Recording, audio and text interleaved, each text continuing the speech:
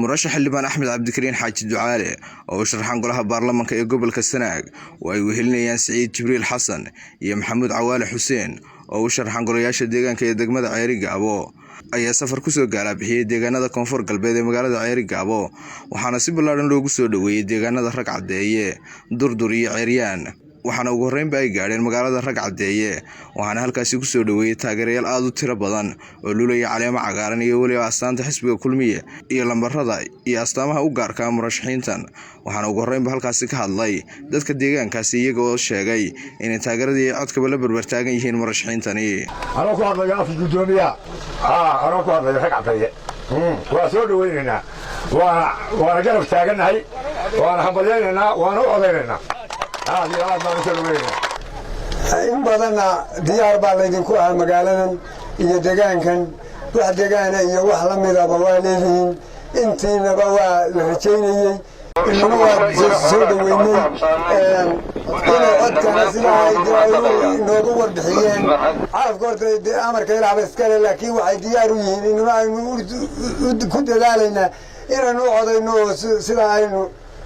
waraada ugu taaganahay aynu kaga midho dhalino waxa iyaguna dhankooda halkaas ka hadlay murashax Axmed Cabdikariin Xaaji Ducaale, Saciid Jibriil Xasan iyo Maxamuud Cawaale Dayuurad iyo sidoo kale iyo waayeel iyo wax kala safarkan ku wehelinayay waxaan aad ugu mahadcelinayaa dadweynaha reer Rag Cadeeye rag iyo dumarba in dad wanaagsan tihiina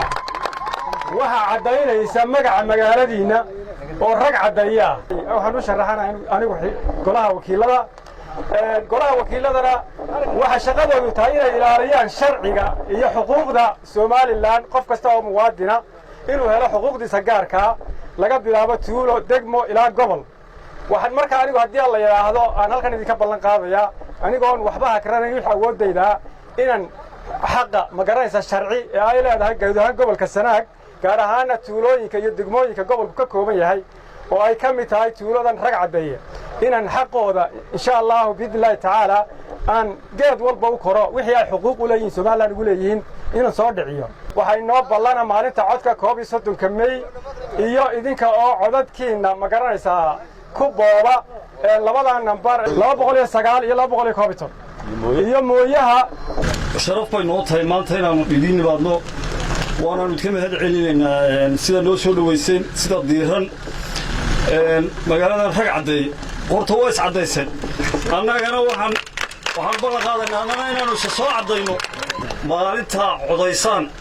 wixii ka dambeeya ragba waa ku rageeda annaga markaa hawli noo taala inaanu baahiyaha asaasiga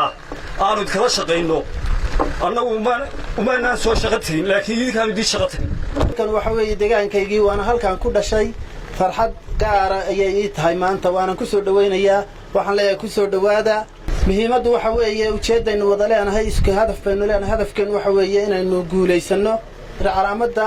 209 aydan la seegin iyo 211 iyo mooyaha doortaan aan soo baxona insha Allah waxaan idinku imanayaa Rag Cadeeye waxaan wax ka qaban doonaa maxadkan diiniga ah ee caruurtan wax ku barato iyo meelo kale oo badan insha Allah billaah waxaan idin wadnaa xisbiga kulmiye aynu wada garanayno xisbul xaakimkii iyo 3 musharax oo ka sharaxan ugu horeysa kursiga baarlamaanka waxa uu sharaxan oo aanu jecelahay inaan nala codaysaan oo nala soo saartaan oo aanu baahi weyn u qabnaa oo aan idinka maarmin ninka la yiraahdo Axmed Cabdikariin Xaaji Ducaale calaamadiisuna waa mooyaha waxaa ku xiga 2 musharax oo golaha deegaanka ah Saciid Jibriil Xasan iyo Maxamuud Cawaale Xuseen labadaasina laba astaamood bay leeyihiin oo waa 211 oo Saciid Jibriil Xasan leeyahay iyo 209 Maxamuud Cawaale Xuseen leeyahay hala seegina waa niman u shaqayn doona dalka waa niman wax badan qaban doona jiraban waxaanu idin leenahay nimanka u codaya inoo soo saara waxba inaanfacayaan intaasi kadibna waxay waftigani uga sii socdaaleen dhanka magaalada Durdur iyadoo ay halkaas si ballaaran ugu soo dhaweeyeen shacabka deegaankaasi waxaana si weyn looga dhaxarkayay soo dhaweyntaasi culimada deegaankaasi soo dhaweyntaasi kadibna waxa halkaas ka hadlay waayeelka iyo aqoon-yahanka deegaankani iyo sidoo kale waftiga halkaas safarka ku marayay ka hore waxaan salaamayaa musharaxiinta halka kan noogu timi maxaan ku ilaahdaa baarlamaanka iyo degaankaba u sharaxan kana sharaxan xusbiga kulmiye waxa weeye reer Durdur baan la yiraahdaa waa idin soo dhaweyneynaa